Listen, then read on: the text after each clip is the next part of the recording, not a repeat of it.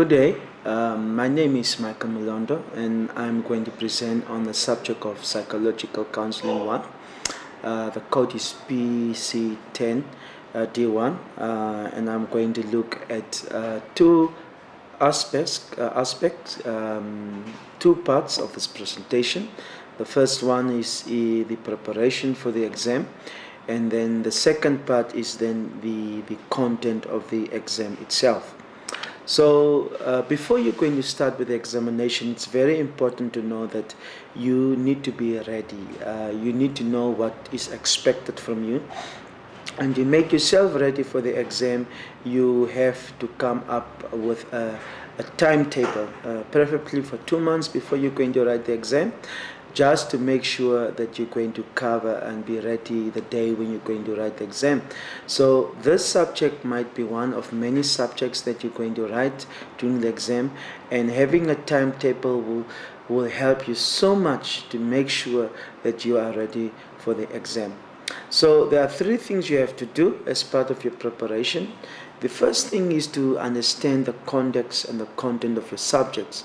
And when I say the content, I mean from chapter 1 up to the last chapter of that book, you have to understand. And then secondly, while you are reading, make notes, circle, underline words that you not understand, some of the concept that you do not understand, just make sure that you're going to write them.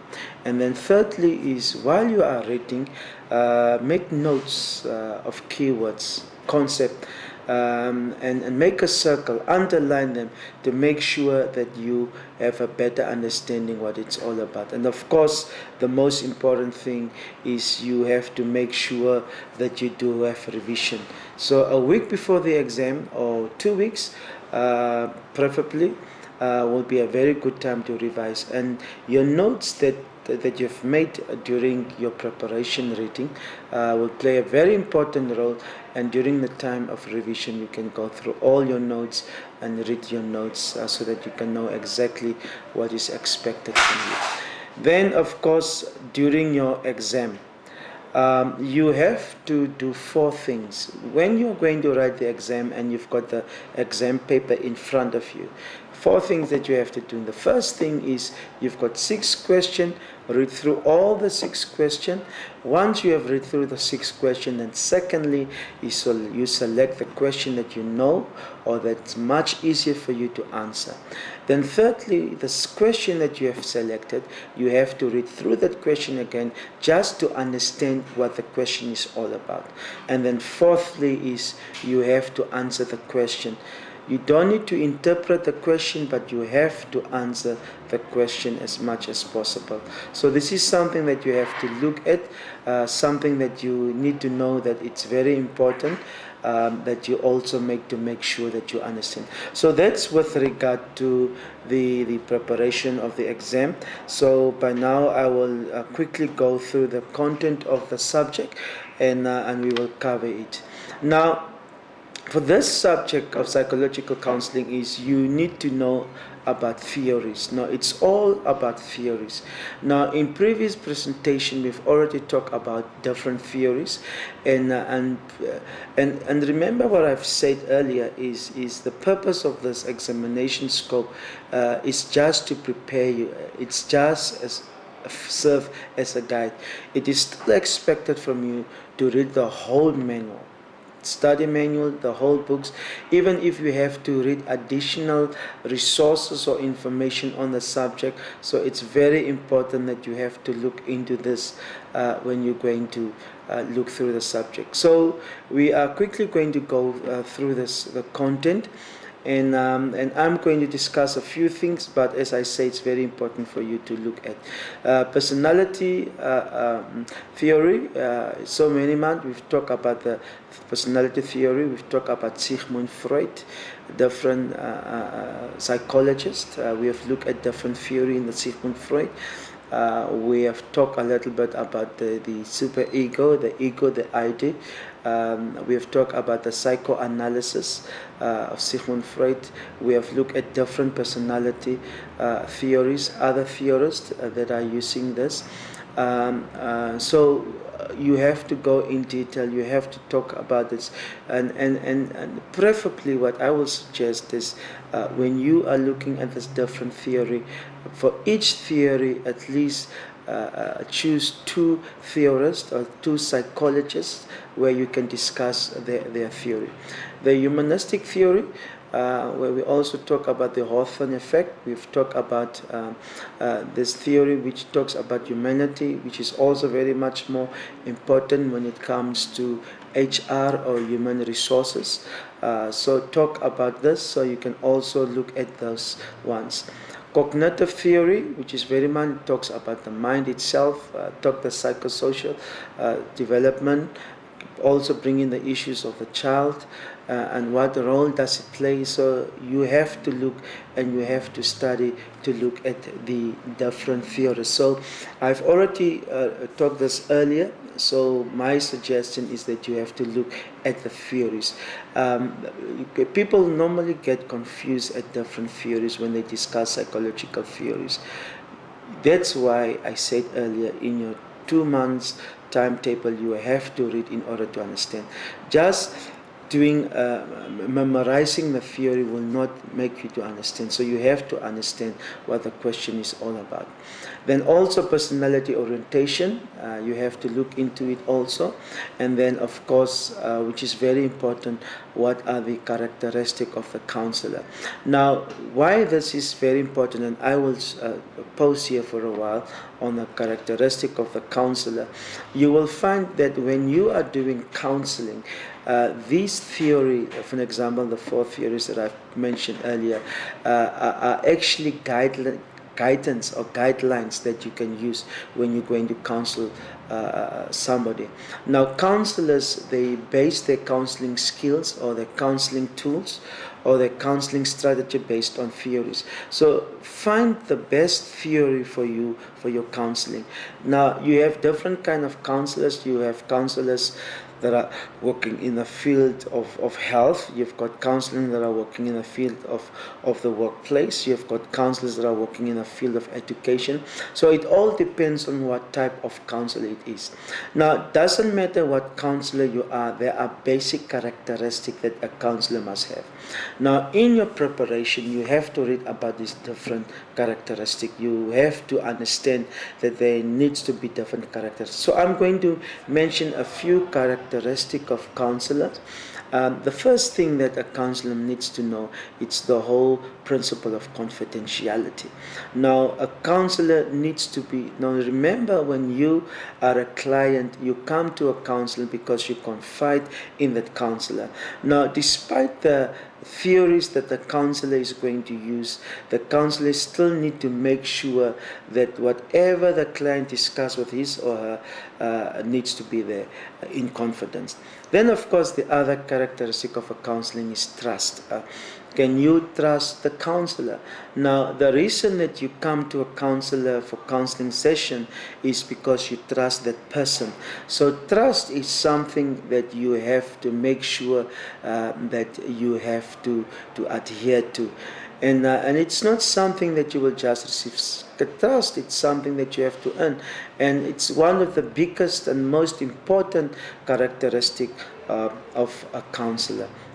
And then, of course, the other characteristic of a counselor is transparent. How transparent is a counselor, for example? It talks about openness. You know, a counselor needs to be as much open to its client, which is very important. Now, when you are having the situation where a client goes to a counselor and wants to open up, and the counselor is so close and not open, but very to use criticism, it will actually not help the counseling or the counseling session much. And then the other characteristic is the avoidance of conflict of interest.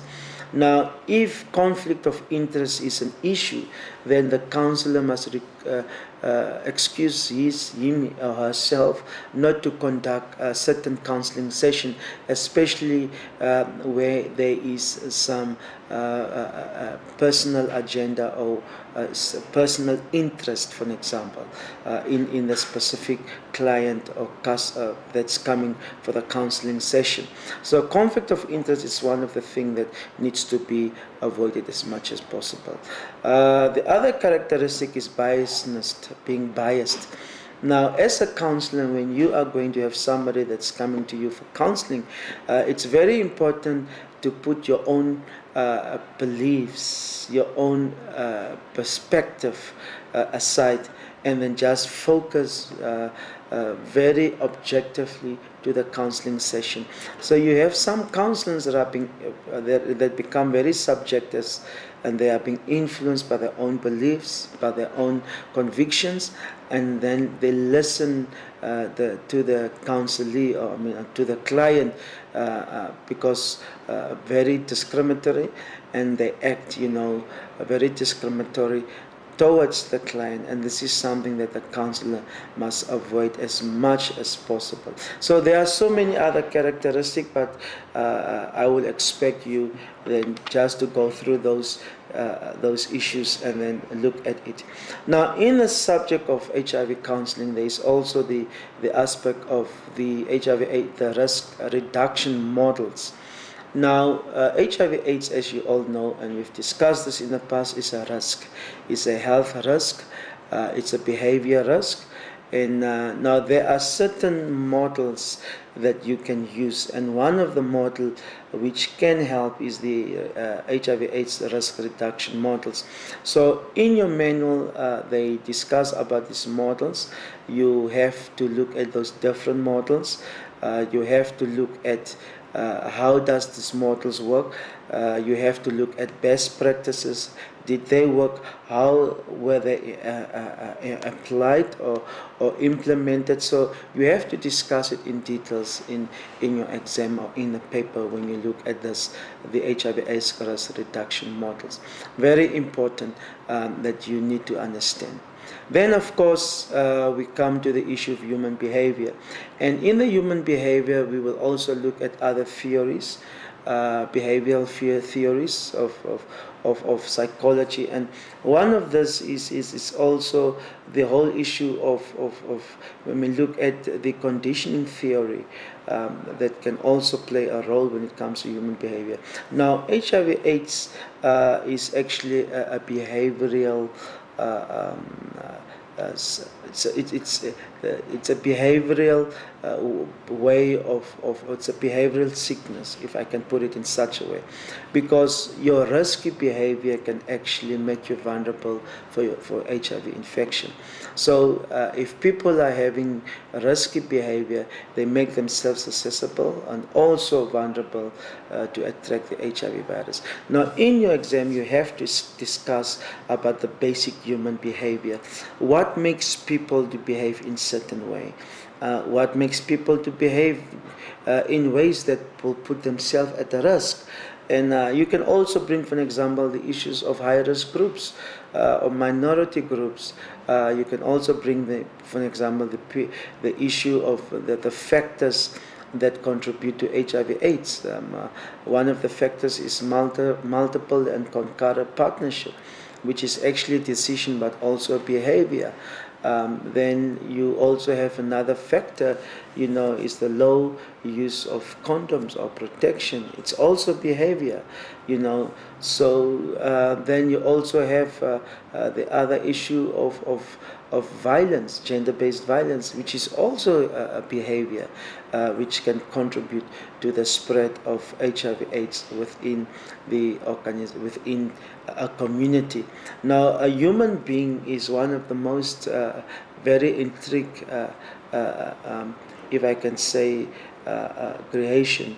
Humans behave differently, and humans, and this is where you can also bring the cognitive theory, where you talk about the reasoning. People behave because of how they reason about certain things. and human behavior can play such a big role, especially in the fight against HIV/AIDS. So these are the things that you can discuss within your paper or when you're going to write the exam.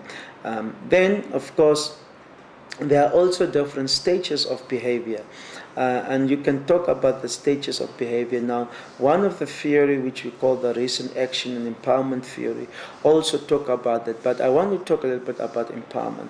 Empowerment only actually says that how can you empower someone to make the right decision, to behave accordingly according to that empowerment.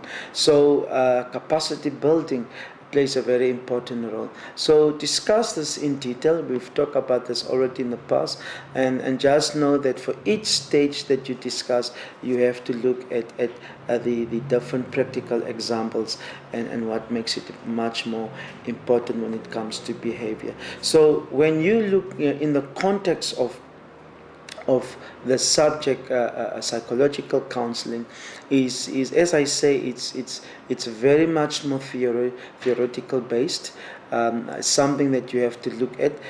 It's very practical.